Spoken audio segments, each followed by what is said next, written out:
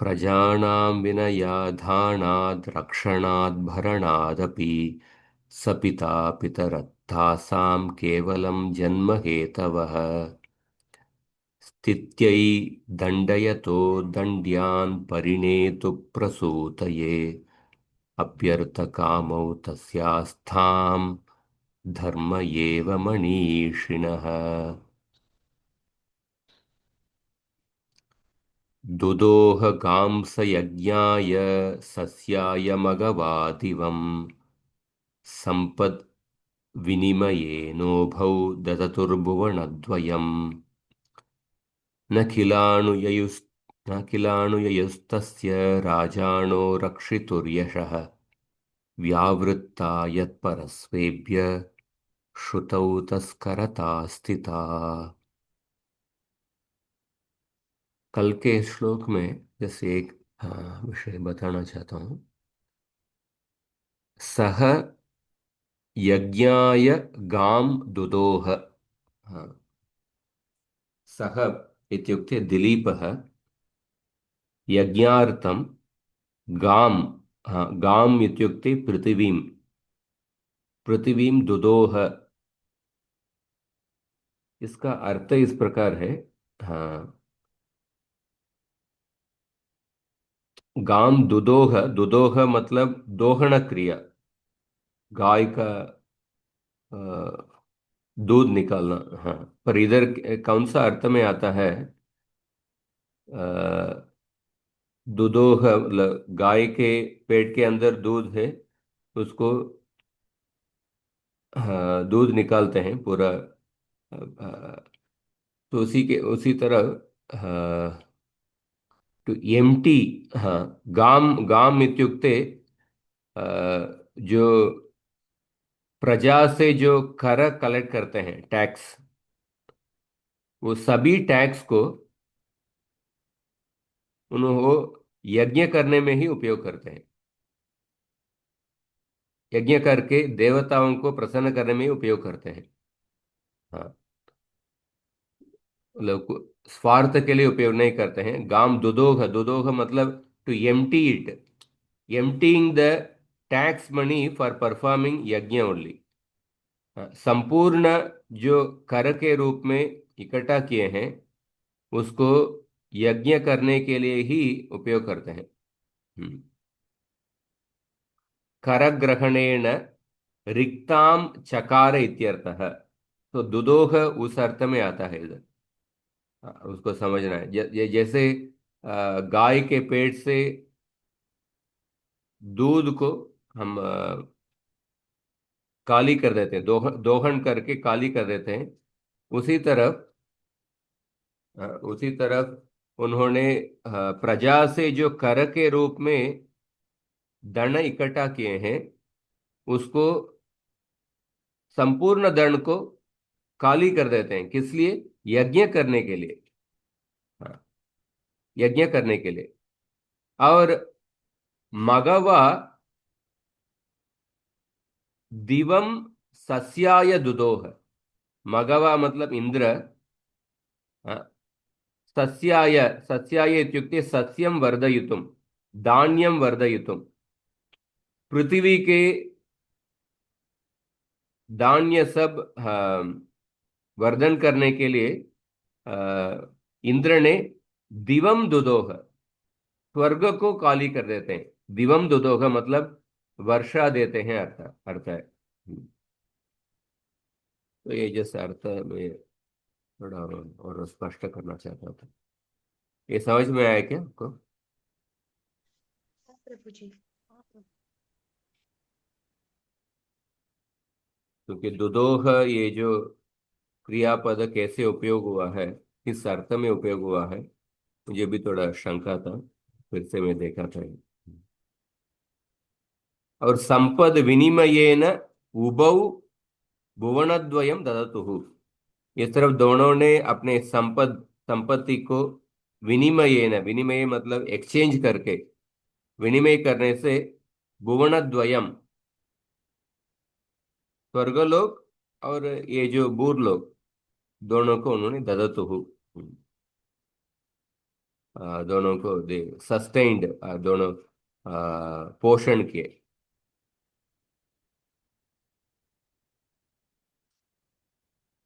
तो आज का श्लोक है,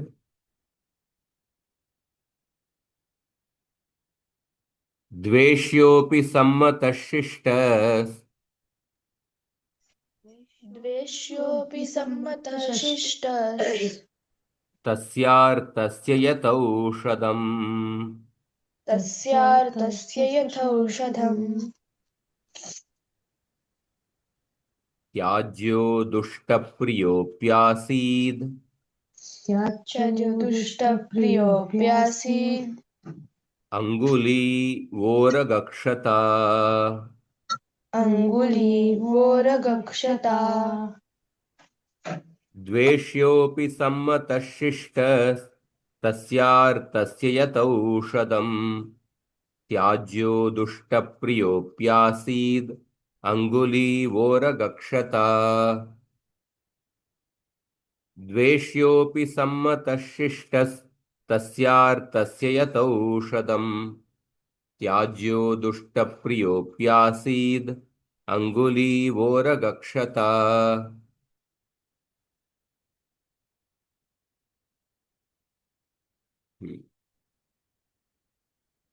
का देखिए, इस श्लोक में कैसे दिलीप राज राग और द्वेष इन दोनों से विमुक्त थे, उस अर्थ में ये श्लोक आता है।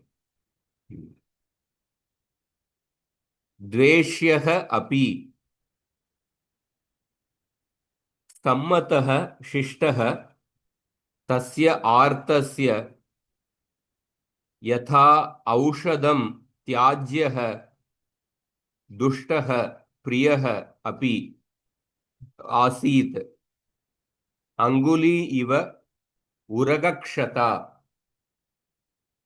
हम्म,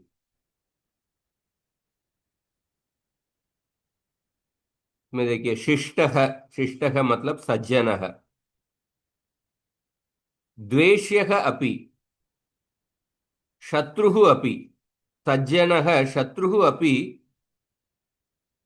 यथा आर्तस्य, आर्तस्य मतलब बीमारी व्यक्ति, रुग्णस्य, यथा रुग्णस्य औषधं भेषजं सम्मतः अनुमतः आसीत्। सज्जनः शत्रुः अपि यथा रुग्णस्य भेषजं अनुमतः आसीत्। जो बीमारी व्यक्ति है, जो दवाई कड़वा रहेगा तभी उस दवाई को बीमारी व्यक्ति स्वीकार करेंगे, भले ही वो कड़वा रहेगा, पर बीमारी व्यक्ति वो कड़वा दवाई को, ये कड़वा है ऐसा समझ के वो नहीं खाएंगे, बोला कड़वा रहेगा तो भी उस दवाई को खाएंगे। उसी तरह अगर एक व्यक्ति सज्जन है, धर्म को पालन करते हैं, सज्जन है, वो शत्रु रहेंगे तो भी दिलीप महाराज उनको स्वीकार करेंगे। हाँ। और दुष्ट है, दुर्जन है, प्रिय अपि, प्रिय अपि चेत प्रेमास्पदी भूतोपि मित्र बंधु भूतोपि उरगक्षता, उरगक्षता मतलब सर्पदष्टा, उरग मतलब सर्प, उरगक्षता मीन्स सर्प से काटा हुआ, बिटन बाय द स्नेक। उरगक्षता अंगुली इव त्याज्य है। हाँ। तो हमारे ही अंगुली हमारे शरीर के भाग है, पर उस अंगुली को सर्प काट लिया तो हम अंगुली हमारे लिए इतना भी कितनी भी प्रिय होगा तो भी उस अंगुली को हम त्याग दे देते हैं। हाँ, त्याग कर लेते हैं, क्योंकि उससे विषय घुस जाएगा और विषय शरीर के अंदर घुस जाएगा। उसी तरह एक दुर्जन व्यक्ति है, अधर्म के मार्ग में पालन करने वाले दुर्जन व्यक्ति है। वो जितने ही हम, हाँ, दिलीप महाराज से बहुत मीठे मीठे बोलते हैं या उनको तारीफ करते हैं, उनको स्तुति करते हैं, पर दुर्जन व्यक्ति तो उनको त्याग कर देंगे। दुष्टः प्रियः अपि चेत् उरगक्षता अंगुली इव त्याज्यः। उरगक्षता अंगुली इव त्याज्यः। शिष्टः द्वेष्योऽपि चेत् यथा आर्तस्य औषधं सम्मतः। हाँ, अन्वय देखिए। यथा आर्तस्य औषधं शिष्टः द्वेष्यः चेतपि तस्य सम्मतः। यथा आर्तस्य औषधं सम्मतः शिष्टः द्वेष्योऽपि चेत् तस्य सम्मतः। उरगक्षता अंगुली इव दुष्टः प्रियोपि चेत। चेत शब्द को आपको हम अध्ययन करना है। प्रियः अपि तस्य त्याज्यः आसीत्। अर्थ समझ में आ रहा है आपको? हाँ प्रभु जी। तो भावार्थ देखिए। यथा कश्चन बुद्धिमान् देहस्य हिताय अप्रियम औषधं सेवते, किंतु यदि तस्य अंगुली सर्पेण दष्टा तर्हि निजांगुल्याः छेदनाय अपि सज्जः भवति। हाँ, बुद्धिमान व्यक्ति अपने आरोग्य के लिए अप्रिय औषध को भी स्वीकार करेंगे, पर अपने अंगुली में सर्प काट लिया तो उस अंगुली को भी त्याग कर लेंगे। दुर्जनः चेदपि अयम मम बंधुः अतः तस्मिन् स्निह्यामि। सुजनः चेदपि सः शत्रुः अतः तस्मै द्वेष्मि इति राज्ञः मतिः न। राजा का मति ऐसा नहीं होगा। हाँ, दुर्जन होगा तो दुर्जन, ये दुर्जन व्यक्ति है पर फिर भी मुझे बहुत स्तुति करते हैं, मेरे लिए काफी दंड देते हैं, मेरे मेरे पास बहुत मीठे मीठे बोलते हैं, इसलिए मैं इनको इनसे मैं प्रेम करूंगा। ये सुजन व्यक्ति होने के बाद भी ये मेरे शत्रु है, इसलिए मैं इनसे द्वेष करूंगा। ऐसे अ, वो ऐसा दिलीप राजा का मति नहीं था। वो धर्म के दृष्टिकोण से देखते थे। भागवत में भी एक श्लोक देखिए, पृथु महाराज के संबंध में एक श्लोक आता है।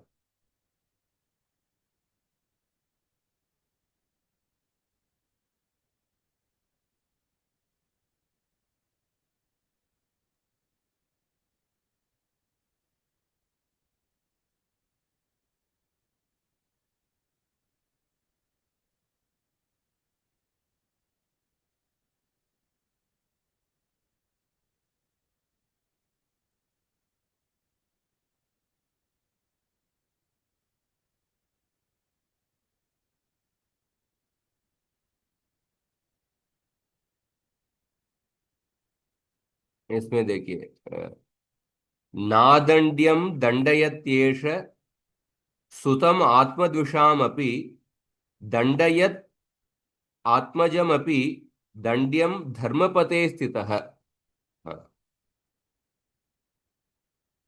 मतलब पृथु महाराज हमेशा धर्म के मार्ग में थे, इसलिए he will be neutral to both son the son of his enemy. The son of his enemy is not punishable, he will not punish him. अपने शत्रु के पुत्र उनको वो दंड देने के लिए योग्य नहीं हो तो उनको दंड नहीं देंगे। अपने ही खुद के पुत्र दंड देने के लिए उनका योग्य होगा तो उनको दंड देंगे। मतलब वो धर्म के मार्ग में देखते थे। अगर शत्रु के पुत्र धर्म को पालन किए तो उनको दंड नहीं देंगे, अपने खुद के ही पुत्र धर्म को पालन नहीं किए तो उनको दंड देंगे। हाँ, उसी तरफ इधर कैसे द्वेष और राग और द्वेष से मुक्त थे, यही इस श्लोक में बताया गया। तो तस्य शिष्टः एव बंधुः दुष्टः एव शत्रुः इत्यर्थः। शिष्टः एव बंधुः दुष्टः एव शत्रुः इत्यर्थः। यथा बुद्धिमान् देहस्य हिताय अप्रियम् औषधं सेवते किंतु प्रियां निजा अंगुलीमपि छिनत्ति यदि सा सर्पदष्टा भवति। तो द्वेष्यः मतलब क्या है? द्वेष्टुम योग्यः। त्याज्यः मतलब त्यक्तुम योग्यः। इधर यत् प्रत्यय, तो कृदंत प्रकरण में ये प्रत्यय आता है, यत् प्रत्यय। द्वेष्टुम योग्यः, त्यक्तुम योग्यः, त्याज्यः। उरग क्षता मतलब उरगेण क्षता, तृतीया तत्पुरुष समास। उरगेण सर्प से काटा हुआ। उरग मतलब सर्प। तो उरग शब्द का उत्पत्ति देखिए, उरसा गच्छति इति उरगः। उरसा गच्छति, तो सर्प कैसे जाती है? हाँ, उरसा गच्छति। उरस मतलब चेस्ट। हाँ, उरसा गच्छति इति उरगः। अवगतं वा श्लोक? आं प्रभुजी।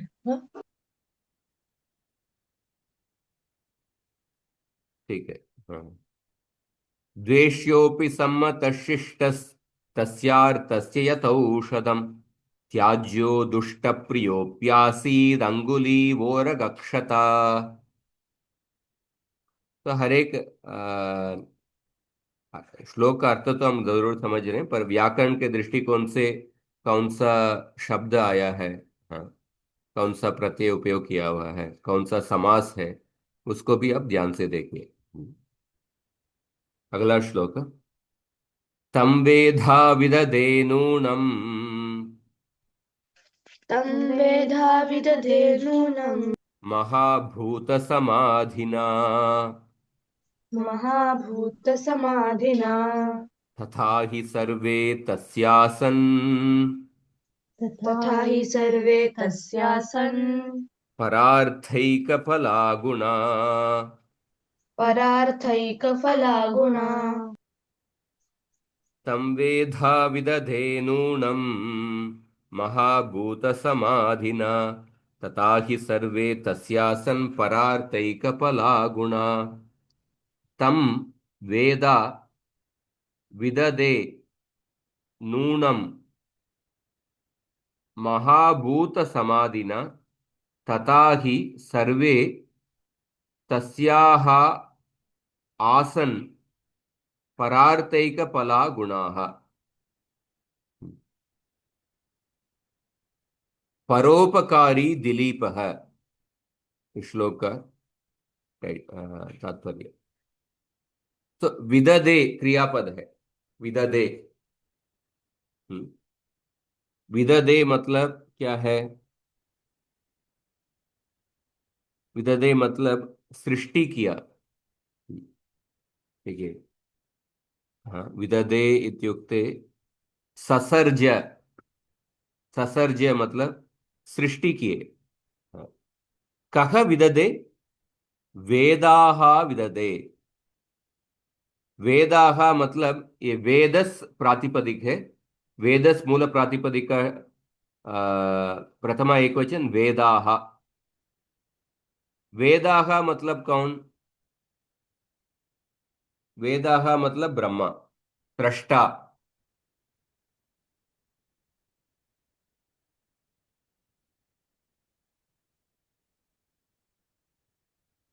तो वेदाः मतलब सृष्टा। हाँ, हाँ, कम विददे, तम विददे। हाँ, तम विददे। कथम विददे? तम इत्युक्ते दिलीपराजम। हाँ, कथम विददे? महाभूत समाधिना। हाँ, वेदाः तम महाभूत समाधिना विदधे। हाँ,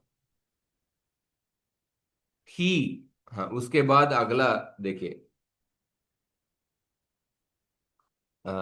ही आसन। हाँ, आसन तो ये क्रियापद है। हाँ, के आसन गुणाः आसन। कीदृशाः गुणाः? परार्थैकफलाः गुणाः आसन्। पुनः कीदृशाः? सर्वे परार्थैकफलाः गुणाः आसन्। कस्य तस्य।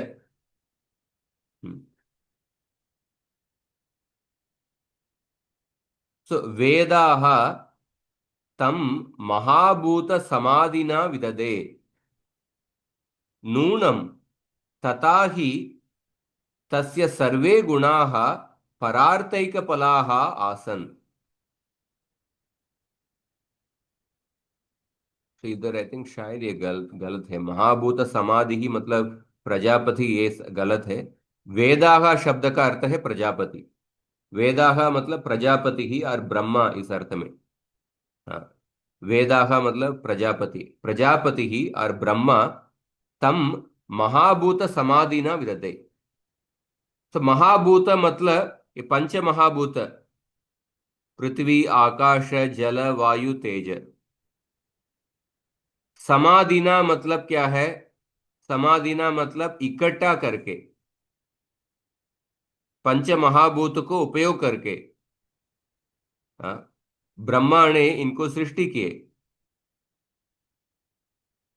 और इस दिलीप महाराज के सभी गुण परार्थैक फलाह आसन।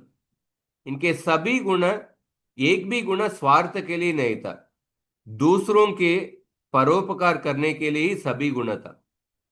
तथा ही तस्य सर्वे गुणाः परार्थैक फलाः आसन। भावार्थ देखिए। प्रजापति ही यया कारण सामग्र्या पंचभूतानि सृष्टवान् तया एव कारण सामग्र्या दिलीपमपि रचितवान्। हाँ, तो प्रजापति ने जिस कारण से पंचभूत को सृष्टि किए,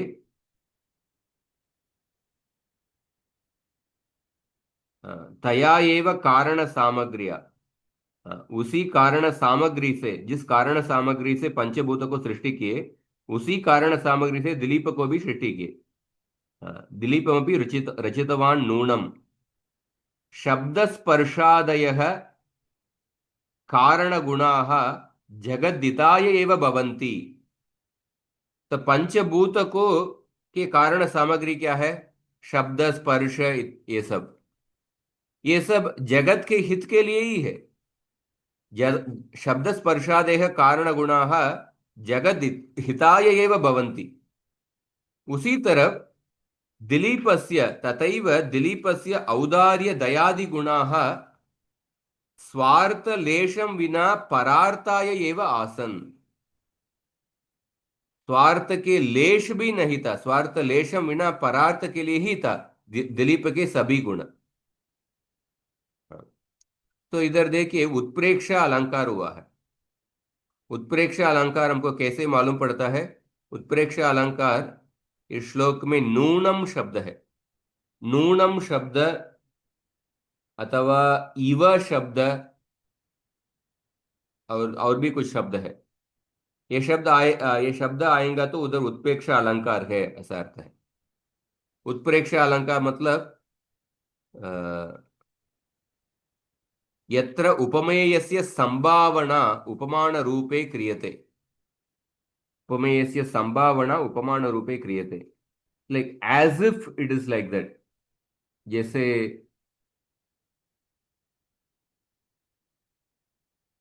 कृष्ण ने गोप कुमार को गोलोक वृंदावन में स्वागत किए, as if he is a long lost friend. अपने बहुत लॉन्ग लास्ट मित्र के जैसे उनको स्वागत किए, as if he is a long lost friend. यत्र उपमेयस्य संभावना उपमानरूपे क्रियते उत्प्रेक्ष्य अलंकार।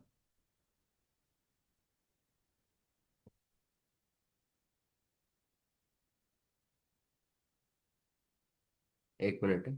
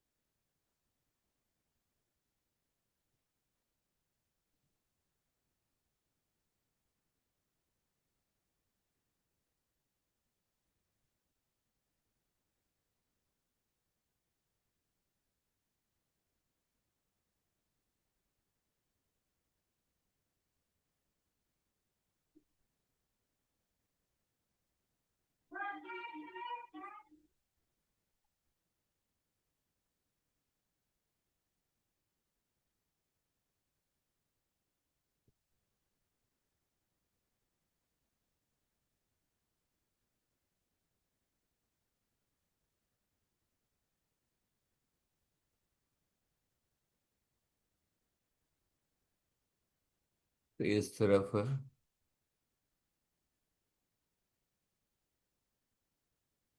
श्लोक है। हाँ, इसका अर्थ समझ में आया आपको?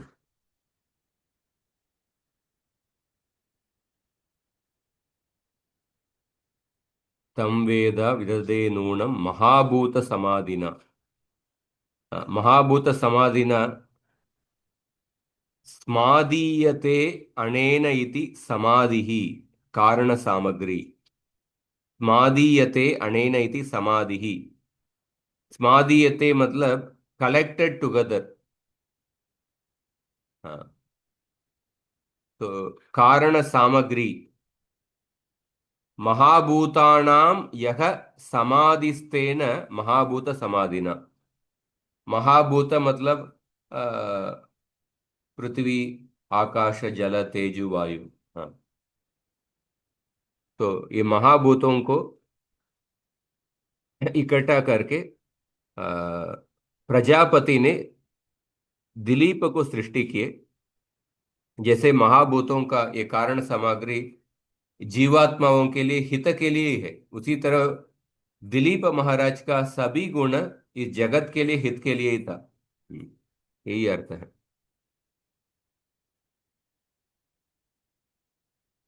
Surely the Creator fashioned him with a special combination of the great elements, for indeed all his virtues had the sole purpose of benefiting others. अवगतम वा? आम प्रभु आम प्रभु जी। ठीक है। जिस थोड़ा हम यंगंत हम देखेंगे उसके बाद।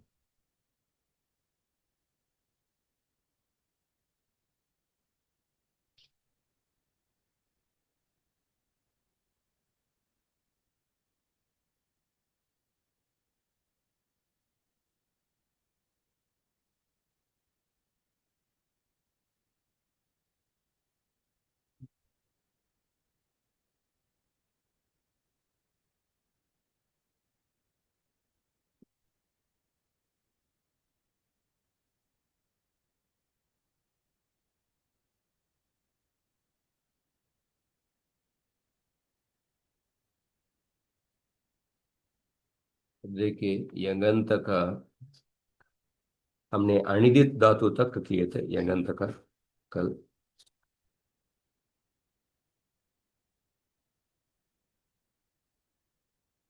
अभी अदुपद धातु। अदुपद धातु हम पहले जो सूत्र वही है, नया सूत्र नहीं है। ये विभाषा इस सूत्र से तीन धातु देखिए, जन सन खन। सो अदुपद धातु मतलब क्या है? कौन बता सकते हैं? जिसकी उपधा में ह्रस्व आकार है। उपदा में रस्वकार। हाँ, ये विभाषा सूत्र में इसके पहले जन सन कणाम संजलो हो, जन सन कणाम, इन तीन धातु का अनुवृत्ति आ रहा है। तो यकारादौ किंगिति प्रत्यय परे। तो यंग प्रत्यय यकारादि प्रत्यय है, ङित प्रत्यय। जनसन कणाम आकारो आदेशो भवति विभाषा। विकल्प से आकार आदेश होगा। हम्म, तो जन का क्या होगा? जा आदेश हो जाएगा। नकार का आ आदेश हो जाएगा। हाँ, तो जा प्लस या, उसके बाद अभी ये जा को द्वितीय करना है। द्वितीय करेंगे तो जा जायते, सन का सा सायते, खण का, खण का क्या होगा? खण धातु का कण प्लस या।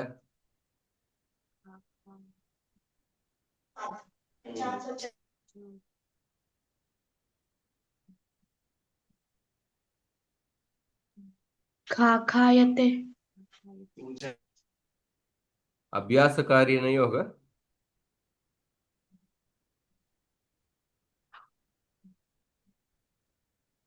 अभ्यास कार्य क्या होगा? का खायते होगा। पहले का खायते होगा, फिर चा खायते होगा। हम्म।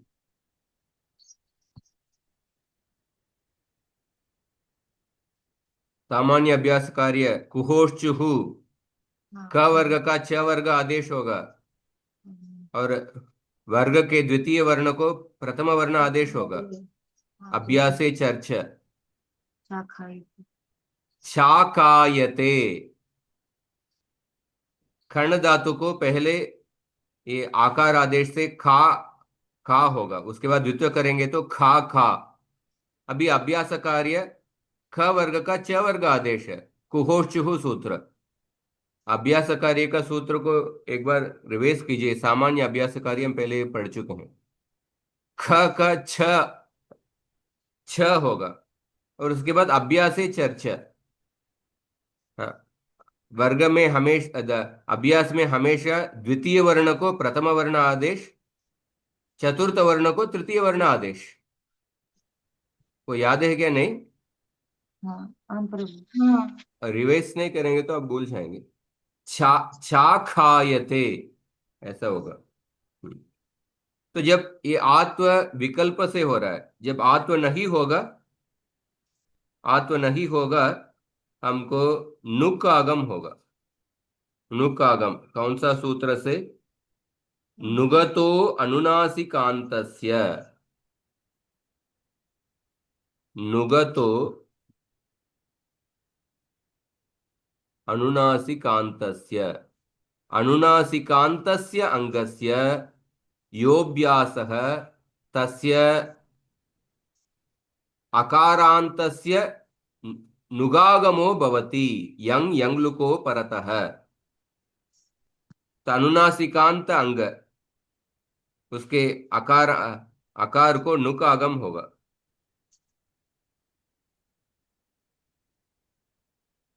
योऽभ्यासः तस्य अकारान्तस्य नुकागमो भवति यं यंगलुको परतः। तो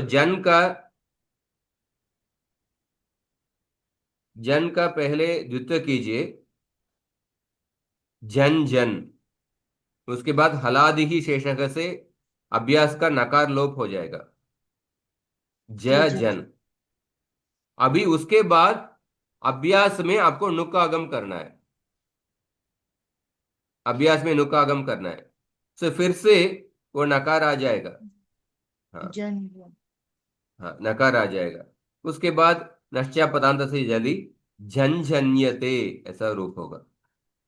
सन का संसन्यते, खन का छंखन्यते, छंखन्यते, ऐसा छंकन्यते, इस तरफ है। उसके बाद हण धातु, हण धातु को हंतेर हिंसायाम घ्नीभावो वाच्यः। हण धातु का अर्थ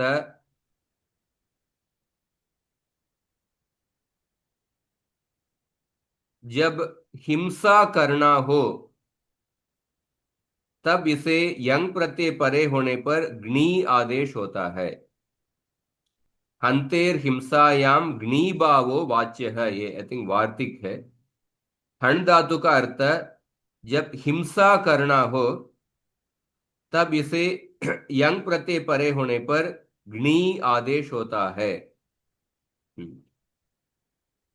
सो हण धातु प्लस यंग प्रत्यय, तो हण धातु को ग्नी आदेश होता है, ग्नी प्लस यंग। हिंसा करना अर्थ में। और ग्नी को अभी द्वित्व करना है, ग्नी को द्वित्व करेंगे तो ग्नी घ्नी, ग्नी ग्नी प्लस यंग, हलादि ही शेष है करके अभ्यास में क्या होगा? केवल घ बचेगा। घी ग्नी, घी ग्नी। और ह्रस्व का सूत्र से अभ्यास को ह्रस्व कीजिए, घी ग्नी प्लस यंग। और अभ्यास चर्चा जिग्नी। हाँ, और गुणो यंग लुको हो, जेग्नी। तो जेग्नीयते, जेग्नीयते ये रूप होगा। तो बेसिकली सेम अभ्यास कार्य का सूत्र आप रिवाइज कीजिए। सामान्य अभ्यास कार्य ह्रस्व है, हलादिः शेषः कुहोश्चुः अभ्यासे चर्च, ये आपके मुट्ठी में होना चाहिए, फिंगर टिप्स में।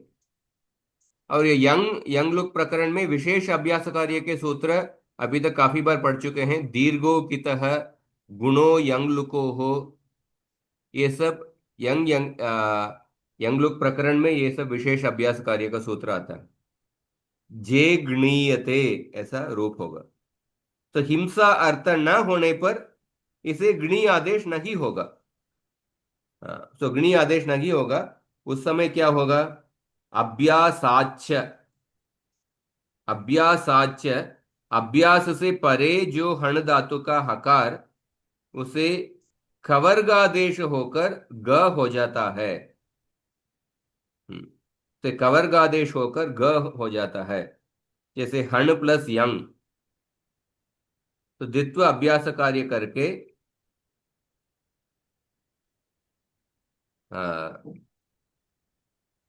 तो अभ्यासाच्य सूत्र देखिए, अभ्यासाच्य 7355।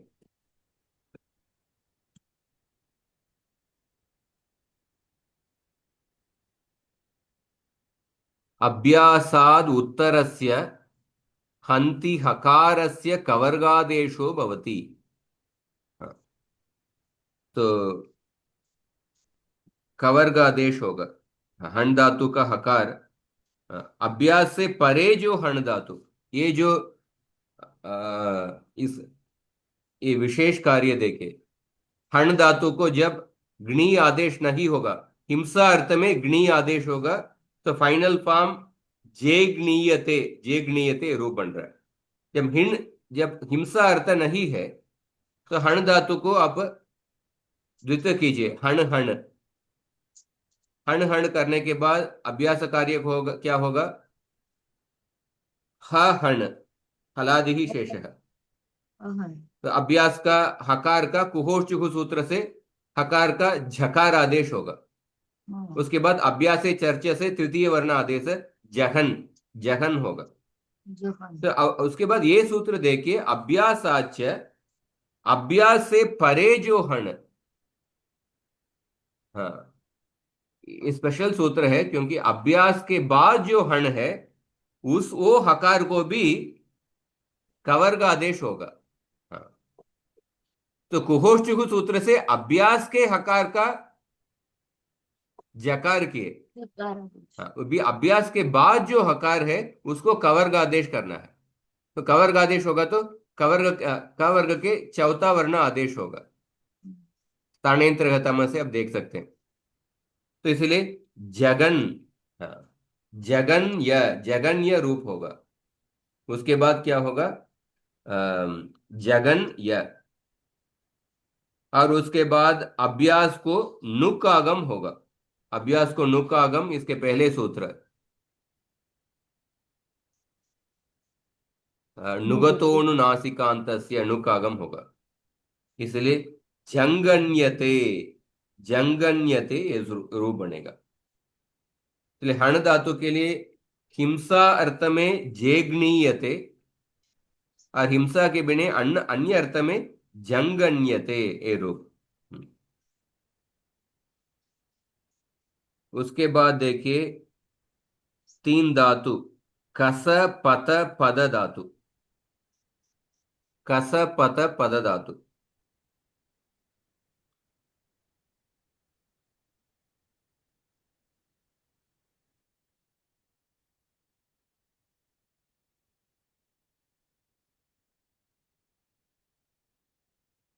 कस पत, इसमें अनेक धातु है। नीग वंचु स्रंसु ध्वंसु भ्रंसु कस पत पद स्कंदाम। हाँ, इसमें तीन अधुपद धातु देखिए, कस पत पद। इत्येतेषाम् अभ्यासस्य नीगागमो भवति, यंगी यंगलुकी च, नीकागम होता है इन तीन धातु के लिए। इसीलिए क्या होगा? कस के लिए क्षणी कस्यते, अभ्यास कार्य सब होने के बाद, हाँ, कस का कस कस कीजिए। उसके बाद हलादि शेष है, कुकुस। कुहोश्चुहु, उसके बाद नीक आगम, छनीकस्यते, पतक पणीपत्यते, पदक पणीपद्यते। हाँ, पणीपत्यते, छनीकस्यते, हाँ, छनीकसीति, ये यंग लुक है। छनीकस्यते, ये यंगंत रूप है। 1 मिनट है, आता हूँ।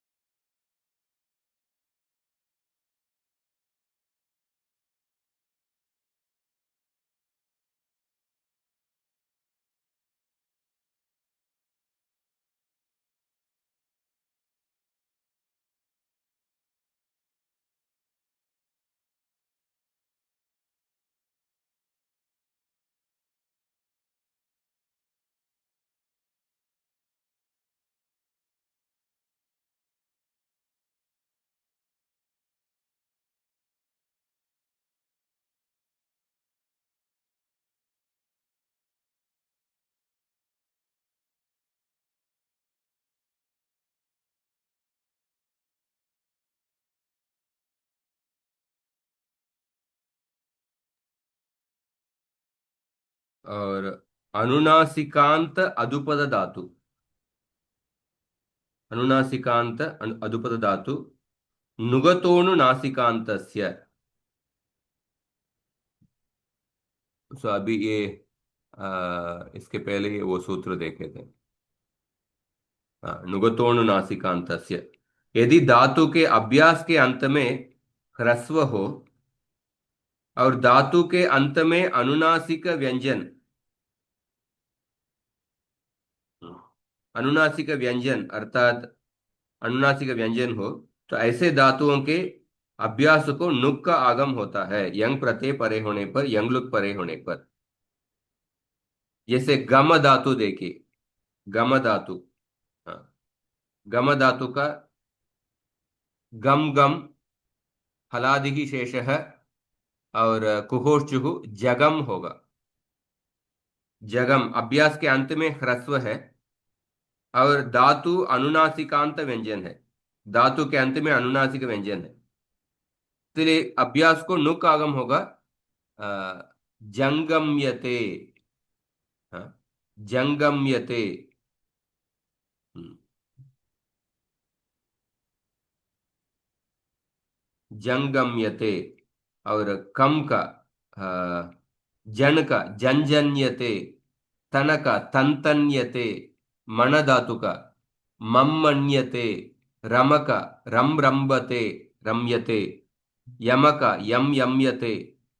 हाँ, इस तरफ है। और उसके बाद और एक सूत्र 7486।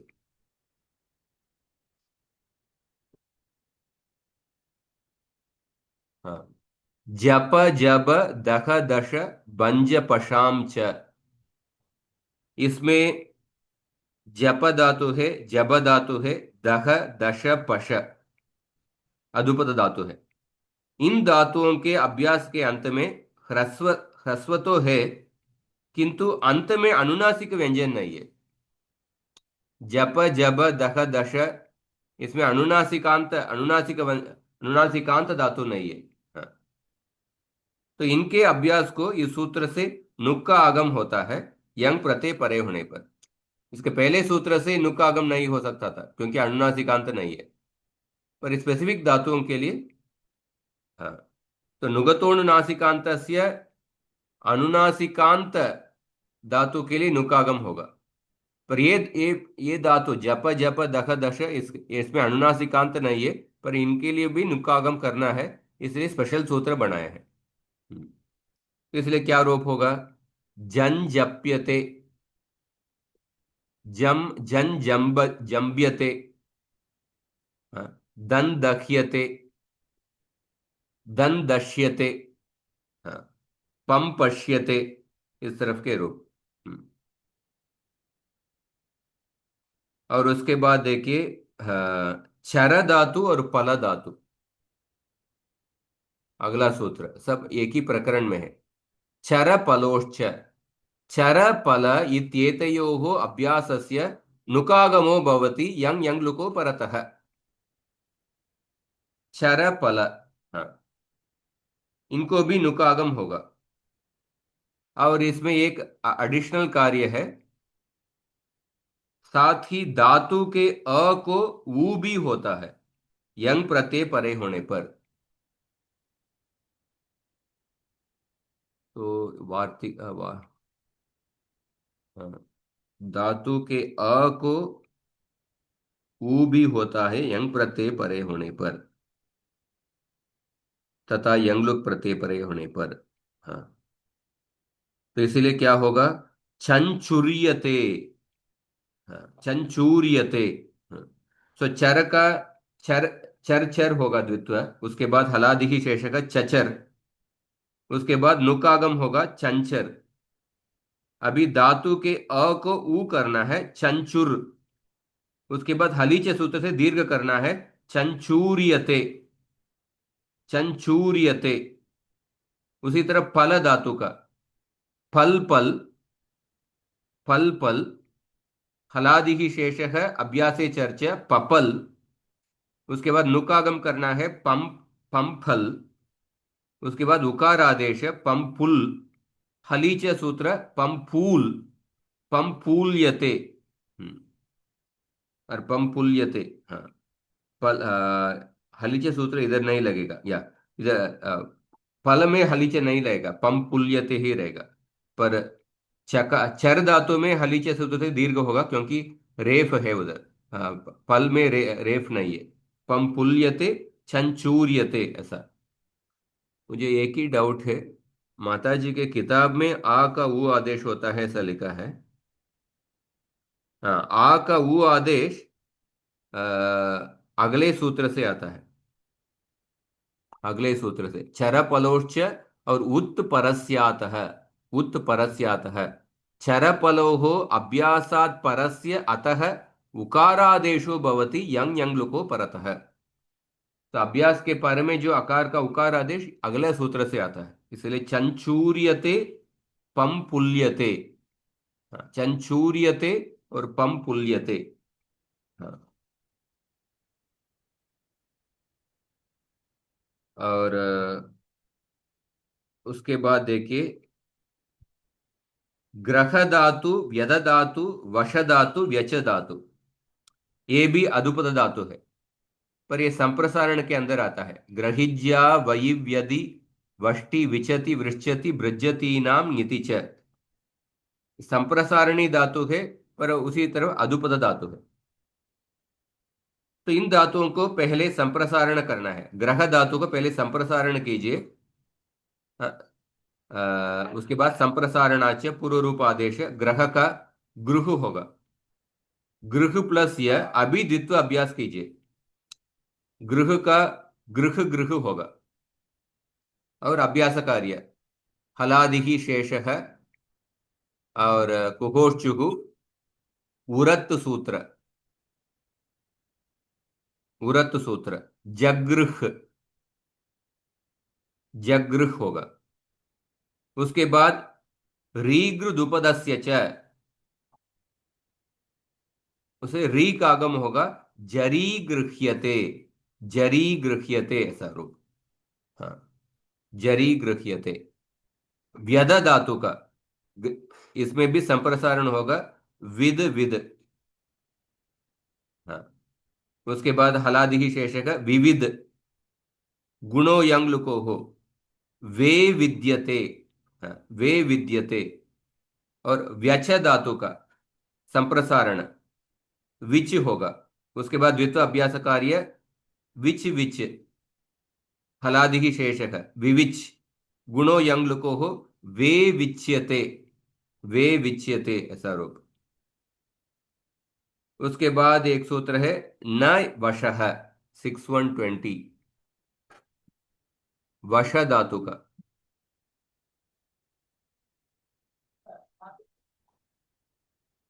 यङि इति वर्तते। वश वशेर धातोर यङि परतः संप्रसारणम न भवति। वश धातु के लिए संप्रसारण नहीं होगा, संप्रसारण को निषेध कर रहा है बस। तो वश का बिना संप्रसारण करके आप द्वितीय कीजिए। वश वश, उसके बाद हलादि ही शेष का व वश, उसके बाद दीर्घो की तह वा वश्यते, ऐसा रूप होगा। वा वश्यते। और अंतिम में स्वप धातु स्यम धातु, स्वप धातु स्यम धातु, उसके लिए इसके पहले सूत्र देखिए।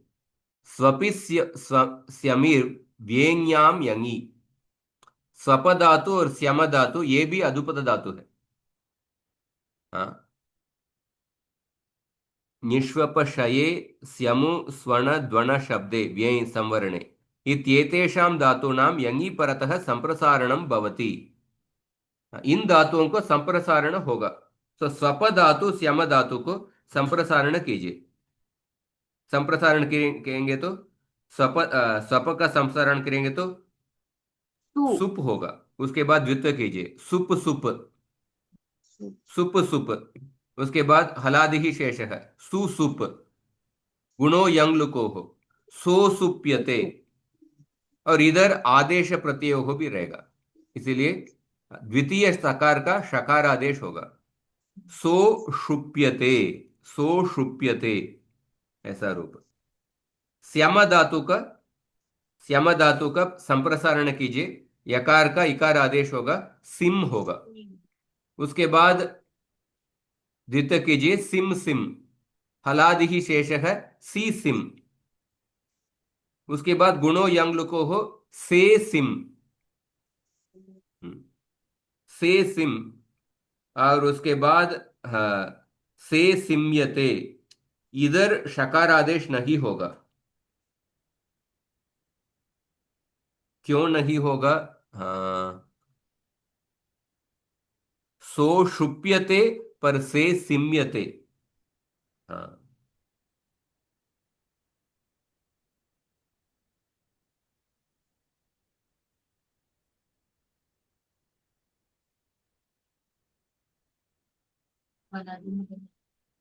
इसका मूर्धन्य शकार आदेश नहीं हुआ है। इसका कारण नहीं बताया गया,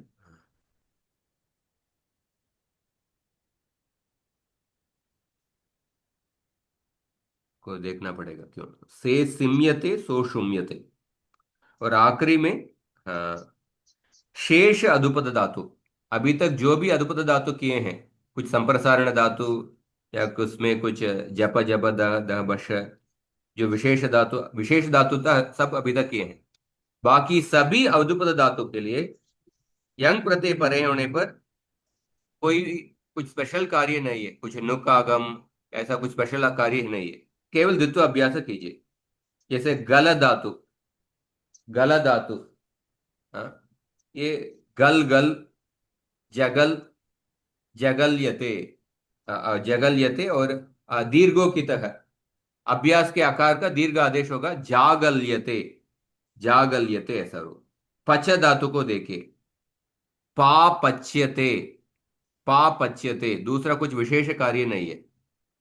वद धातु को वा वद्यते, गद धातु को जा गद्यते, पट धातु को पा पट्यते, लशक ला लक्ष्यते, लपक ला लप्यते, इस तरफ है। हाँ, इस तरफ अधुपद धातु को हम पढ़ लिए हैं। बाकी इदुपद उदुपद रुदुपद और शेष सारे हलंत धातु, अनेकाच धातु, और 3 पेज बाकी है, हम अगले हफ्ते हम करेंगे। इसको आप जरूर, आपको किताब से पढ़ना पड़ेगा, नहीं तो मैं जितना हो सकता है मैं बता रहा हूँ, पर आप नहीं पढ़ेंगे तो याद नहीं रहेगा। अभ्यास कार्य ये सब रिवाइज कीजिए, क्योंकि सामान्य अभ्यास कार्य के सूत्र आप काफी भूल चुके हैं।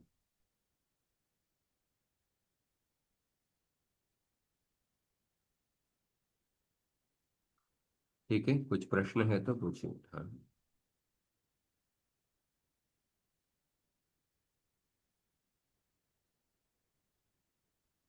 अब समाप्त करते हैं। ऐ उन ऋ ये ओं ऐ औच हयवरट लण यमगणनम झपै घड़दश जबगड़दश खप छट त च टतौ कपै षठसर हल इति माहेश्वराणि सूत्राणि।